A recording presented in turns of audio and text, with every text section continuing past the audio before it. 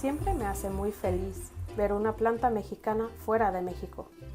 Como mexicana americana, que ha vivido en un sinfín de ciudades estadounidenses, sonrío al ver un nopal en Nashville, Tennessee. Food as resistance. Her journey in using archaeology to trace her family roots brought her to this whole journey of maintaining a connection with her ancestors through food. And she discovers that her previous analysis on the food she's consuming were all based on this Eurocentric ideal, this Eurocentric system, which was not necessarily what her ancestors followed. And this was so interesting to me because, in discovering different plants and in a plant-based diet, I'm discovering a lot of foods that my ancestors would have ingested is nothing like the Western palate whatsoever. And we become what we eat. So she's looking into the biodiversity of the food of her culture, and you can see the differences, the stark differences in what her ancestrals considered the food that made up their palate and what she thought it was. And it was just interesting to see her explore all the aspects of her culture, all the aspects of her culture's cuisine. It felt like we were on this life journey with her, and I was glad to come along for the ride. Food as resistance. This was really cool, getting a chance to listen to her story, and I found it really, really interesting. What put this all together for me was the music that they chose. I loved the background music, and it just kind of brought the entire film together for me personally. I loved seeing what they were doing with the plant and how they were talking about all the different uses for this plant that I am not going to pronounce, because even though I took 4 years of Spanish, I do not want to massacre the name of that plant. So it is spelled Maguey, I believe. That's the plant that I'm talking about. So that was really fascinating to me. I liked hearing about what they do with that. I like the way the filmmakers explained everything, and they actually use the graphics of charts and things like that. That made it easy to understand. And thank you for the subtitles. So often, a lot of filmmakers forget to put subtitles in there, so I really appreciated that, because I wanted to understand fully what was being said and what the journey was about this, and I really enjoyed it. So such a really, really nice piece. Wonderful, very informative, very educational. Interesting concept. I mean, I love just from the title, food is resistance, and, examining history through food. Really interesting, yeah, I really dug that approach there.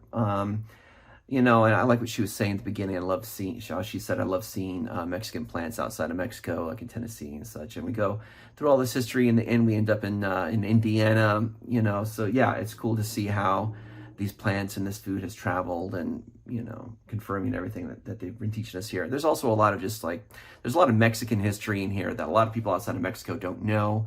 So it was really nice for me to see this, and for a lot of other people like me to see this. It will be a very good thing, very educational. So yeah, no, really nice job. I mean, the lead expert in this, she did a great job conveying the story, everything. Everybody that appeared on screen interviewed so nicely. It was well directed, well edited, great use of score. So yeah, congrats on this, and good luck with it. I hope it gets out there and gets seen, because it's a lot of new information for a lot of people, and it's important. I loved this introductory shot with the sign that states Healing Garden. It really sets the tone for the piece. I found myself relaxing. It was a joyful soundtrack following, just really solidifying the mood here. I actually went to journalism camp in Bloomington, Indiana.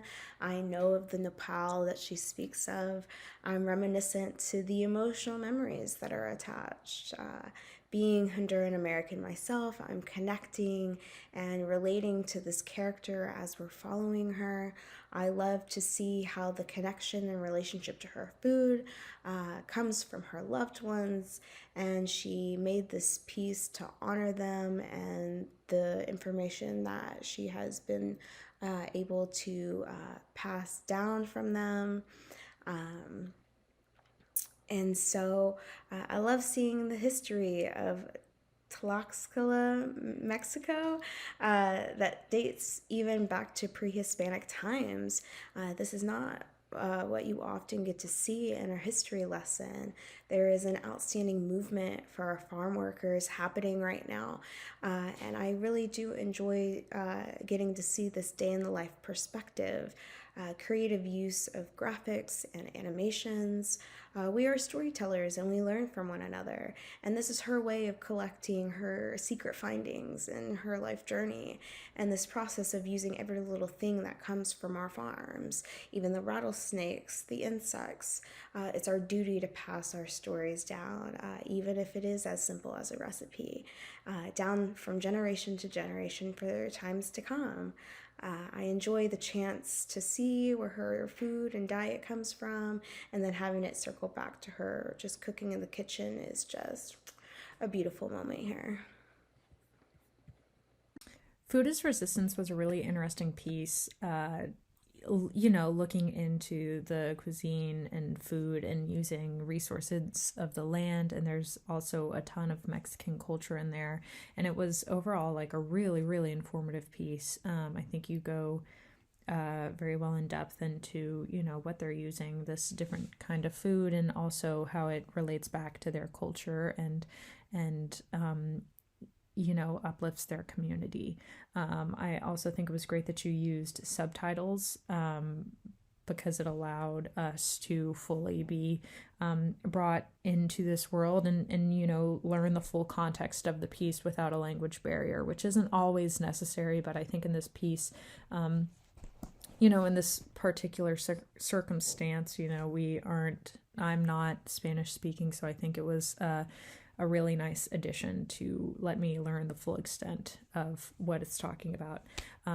So overall, a really informative piece. Very, very well done. Yes, overall, great piece. Food as Resistance.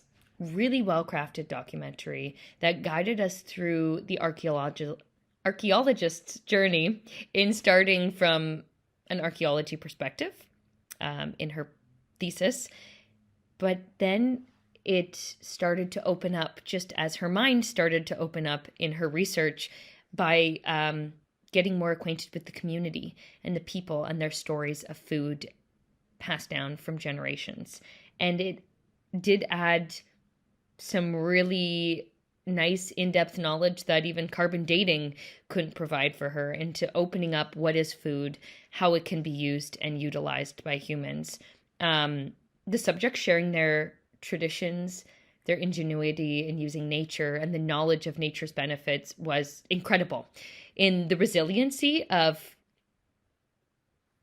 being able to sustain oneself, and also the creative abilities of the human mind, and when people are pushed down to the wire. And just also the brilliance of storytelling and what that does for sustaining populations and traditions. I just thought it was a really interesting piece in amalgamating both academic and lived experience in a really inviting and engaging, immersive manner.